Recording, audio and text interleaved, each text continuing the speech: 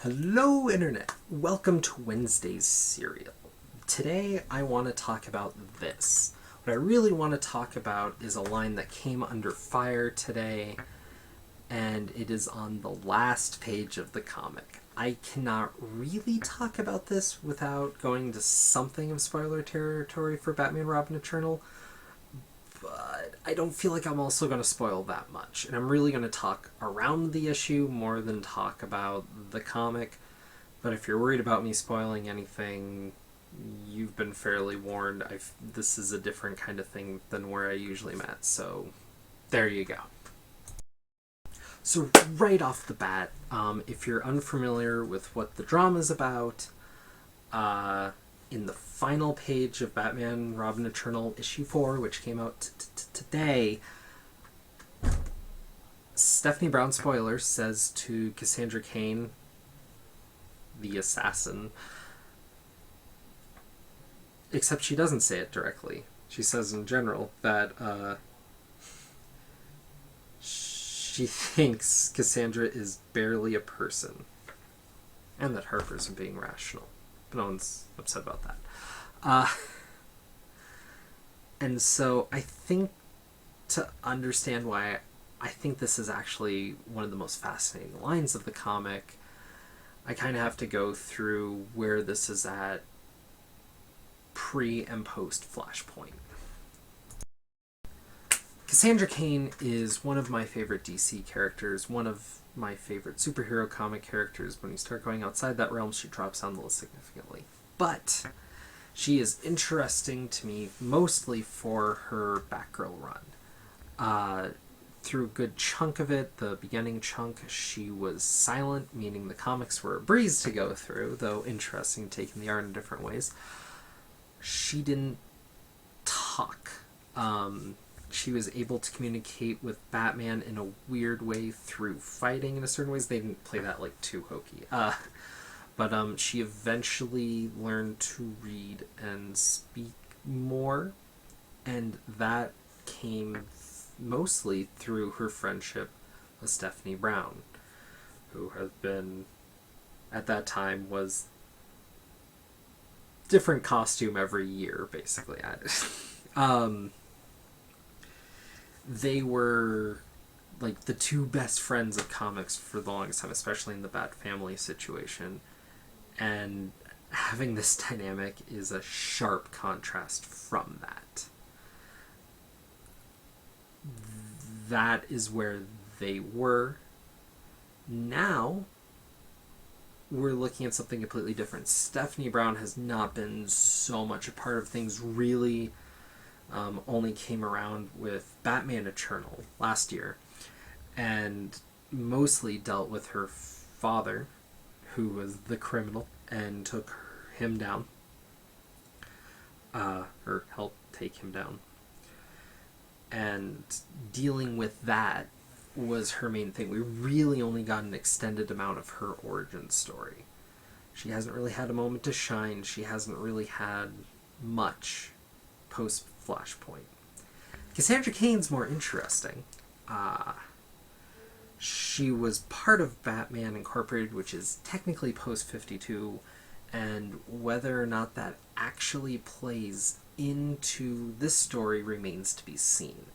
I think it could work with the whole mother thing and the fact that there's some brainwashing and whatnot clearly associated. With her, whether or not she is a completely new and assassin, whatnot, or was related to Batman Incorporated at some point, remains to be seen, though technically she was. So that'll be an interesting play, though it's hard to say that the Cassandra Cain from Batman Incorporated is here now, because that was the one that was friends with Stephanie. And it's just that weird push and pull of continuity, and so we can't judge too much. So I'm really uncomfortable saying anything more about this Cassandra Cain than what's been shown in these 4 issues. Back to the controversy, I want to kind of give more to the other side before I go on to my side. I guess an attempt for something of fair play. Uh, First, I want it to be known, this was kind of brought to my attention by Kyla Scully on Twitter. I didn't know initially when talking to her that it was an 18-year-old girl I was getting into something of an argument with. Probably would have treated her differently if I had known at the time, but I didn't. Maybe that's good, maybe that's bad, I don't know. I'm a bit of an ass, whatever. There's a reason, though, because something she said kind of hit on one of my pet peeves. But focusing on the argument, she linked to an article that I think is going to sum it up better, and I'm going to be able to take some words from someone who is on the other side of this. I will link to that in the doobly-doo. So here we go. Okay, I'm not going to read this whole freaking thing. But the first paragraph is, "Hello everyone, this morning I slept through class because I'm an idiot. However, the bad news for me translates to somewhat good news for you because that means I can sit down, discuss exactly all the things that went wrong with Batman and Journal today, so let's take a look." Something about that hits me wrong. I don't know. Anyways, for the most part, my criticism of the series has been rather limited despite the large amount of wank spreading through the fandom. The reason for this is simple. My girls were in character, and that was really all I wanted, but now pretty much changed since I don't want to write a novel about how many bad things have happened this issue. Let's focus on two main points. Stephanie and Harper. I don't know. So anyways, goes to the scene where Stephanie is shouting through the comm at Bluebird, Harper, to not let Cassandra Cain walk away. She shouts, "What are you doing with her? Give her a zap. The girl is dangerous. She can't leave. Bluebird, what are you doing? The only thing holding you together is a cross-stitch. Orphan almost crippled you. She took him no problem. Shoot her. She could kill you." Okay. Yeah. So while Stephanie's shouting all of this, Bluebird's letting Cassandra walk away. Okay. So the points here are a few that whoever wrote this blog made. The first is that Stephanie seeing Cassandra as like a threat, they argue, makes no sense because Cassandra saved their lives supposedly a couple times. I only really remember once. Harper's being beat to death by some white ninja dude, and Cassandra comes in and saves the day, kind of, but when Stephanie shows up, she just sees a bloody Harper, and Cassandra Cain's there and Dick's there, and it's all very confusing. And then Cassandra runs away, only to be found by Red Hood, and then they find out quickly that she's an assassin. And I can see why Stephanie would have a problem with assassins, given her, it doesn't even sound right to say, but somewhat irrational hatred of criminals on some level, especially something like an assassin. People who kill people, bad. That 16-year-old mindset, I think that makes sense that she'd be against it. I don't know. At a plot level, they argue it's hyper-dramatic. It's a Batman comic. I think I'm just going to throw that point out. Then on a character level, Stephanie's being too OOC, I don't know. Yeah, I don't know. Yeah, she's being rude, whatever. And they take what Stephanie's saying as a problem because the argument that they're saying is that she's saying people with disabilities aren't people is what Stephanie's saying, which isn't, I believe, what the character's saying, and I don't really get where that implication's coming from. I don't understand why they think Cassandra's disabled or has a learning disability or any of that. She's a young assassin. She doesn't, it seems more like she's choosing not to talk, whether or not she's talking, like, I don't know, like, necessarily where they're getting that, because you can't really say either way yet. And then They say by stating this, the comic is trying to justify the harshness to Cass's actions and the violence to her character because she's barely a person, i.e. disability. I don't think they have to justify the violence with that. Like, that is who the character is. Cassandra's violent, Stephanie's being harsh because that's who she is in this darker, grittier post-Flashpoint universe. Then, by having no one correct it, these two statements can be taken as fact.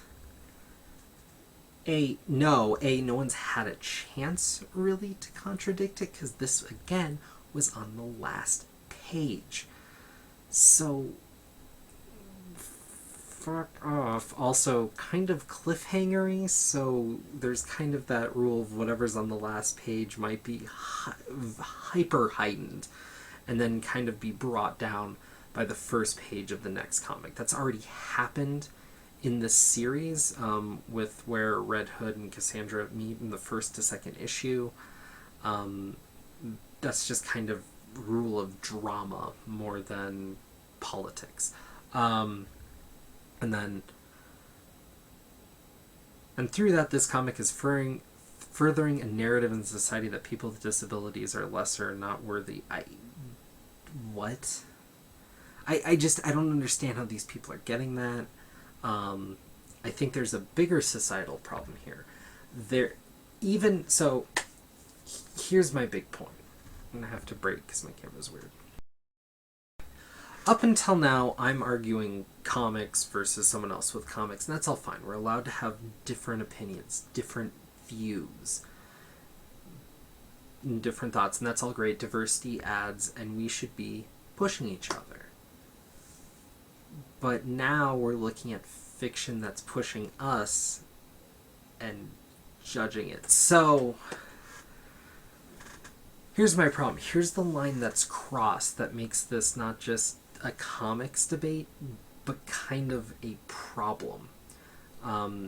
Arguing about where these characters are, whether they're less, they're more, whether you like them more or not, this, that, or the other thing, that's all great. That's all good fun, whatever. And I think it's valuable to have on some level, assuming you get a little deeper than that. But here's the problem. Let's argue that the author was trying to say something about disabled people and how they're lesser people, which is reprehensible as all hell. I'm not arguing that that's a good thing. But if they were, and you weren't going to read the next issue to maybe fully hear the argument, that's where the problem is. I guess, I mean, if the author is actually trying to say that, that's a problem, and I understand pushing that aside. But having the character say that, and having the author have the character say that, then have that maybe have something come around, have some sort of character arc, something to that, some sort of lesson learned. The fact that you're saying the writer cannot say this thing, the writer cannot create this conflict in fiction, that's where the line is crossed for me. That is the problem, and that's where my pet peeve starts setting in. You're creating a social mentality around what can and cannot be said. That's problematic. If we don't allow our fiction, if we don't allow our stories to talk about different things, to go to the dark places, then we never allow them to come back from the dark places. We never allow ourselves to be pushed. We never allow ourselves to learn. We completely leave fiction devoid of what it is. Not only is it capable of, but really its purpose in the first place. That is beyond problematic. That goes against the core of whatever belief system I have. I just... That is really horrible. And the thing is, okay, so it's not censorship, right? But if we allow a groundswell of people to influence this sort of thing, that's how you get a banned book. That's how you get a blacklisted comic. That's how Saga isn't sold on Amazon because some tits were shown. That's how, you know, a book gets burned. That's a problem. And that's why it's such a line for me to cross, going from saying something, and especially, as I've kind of shown, something that is not well founded. This feels like the internet finding something to bitch about, and this is more than them just bitching about something. This is bad. And I think if we don't actively tell people when they cross this line that they need to dial it back in some way and kind of stick to talking about comics rather than, I don't know, grandstanding, however you want to put it, we're the problem as well, because we can't just let people say this kind of thing, because that's when we don't get the Comics Code Authority. That's when we get the government to censor and regulate what's allowed on the page. That's when we get people afraid to talk about drug use. That's when we get people afraid to talk about maybe it is okay to kill, maybe it's not. That's when we get the Killing Joke can't be sold because maybe kids will see it. That's when we get, oh, we can't show boobs in comics. Comics are for kids. We can't let anything get back there. And I'm focusing on comics, but this goes for anything. So please, if you see someone crossing the line, push them back.